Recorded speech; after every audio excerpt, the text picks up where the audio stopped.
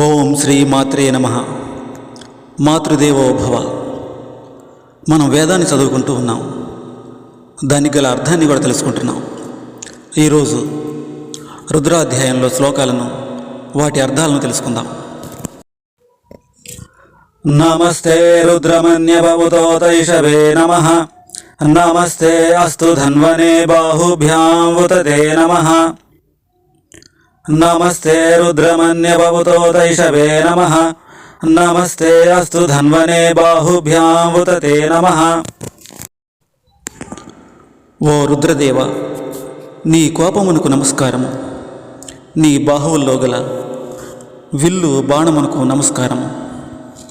నీ కోపమును, నీ బాహువుల్లో గల విల్లు బాణములను మాపై ప్రయోగింపక, మా శత్రువులపై ప్రయోగింపము. మాకు భయము లేకుండా చూడము. ఈ శ్లోకం యొక్క అంతరార్థం ఏమిటంటే, కోపం అత్యంత ప్రమాదకరమైంది. శివుడు సర్వాంతర్యామి, అందరిలోనూ శివుడు ఉంటాడు. ఎవరి యొక్క కోపతాపములు, ఎవరి యొక్క అస్త్రశస్త్రములు మన జోలికి రాకుండా ఉండాలని, అవి మన శత్రువులపై ప్రయోగింపాలని శివుని వేడుకుంటున్నాము. అస్తు, అలా జరుగుతుందని వేదం చెబుతూ ఉంది. యాత ఇషు శివతమా శివం బభూవతే ధను శివా శరవ్యా యాతవతయానో రుద్రమృదయా. యాత ఇషు శివతమా శివం బభూవతే ధను శివా శరవ్యా యాతవతయానో రుద్రమృదయా. ఓ రుద్రదేవ, నీ వద్ద గల బాణము, విల్లు, అమ్ములపతి మిక్కిలి శాంతమైనవి, శుభప్రదమైనవి, శివప్రదమైనవి. నీ వద్ద గల బాణము, విల్లు, అమ్ములపతి ద్వారా మమ్ములను కాపాడము. ఫ్రెండ్స్, కొంతమంది మెసేజ్లు చేస్తున్నారు.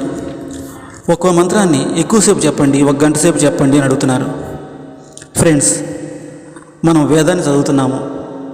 ఒక డీసెన్సీ మెయింటైన్ చేయాల్సిన అవసరం ఉంది. ఎగతాళిగా, హేళనగా, వెకిలిగా స్త్రీలను అవమానిస్తూ, స్త్రీల దుస్తుల గురించి కామెంట్ చేస్తూ, వాళ్ళ చేత తిట్లు తింటూ ఉండటం మంచిది కాదు. ఇది స్పీడ్ యుగం. వీడియో క్లుప్తంగా ఉండాలి. 2-3 నిమిషాల్లో ముగిస్తేనే అందరూ చూస్తారు. ఇది గమనించగలరు.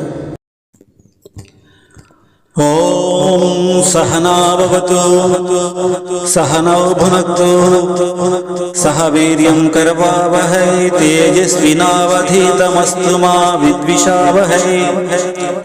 ఓం శాంతి శాంతి శాంతి. స్వస్తి.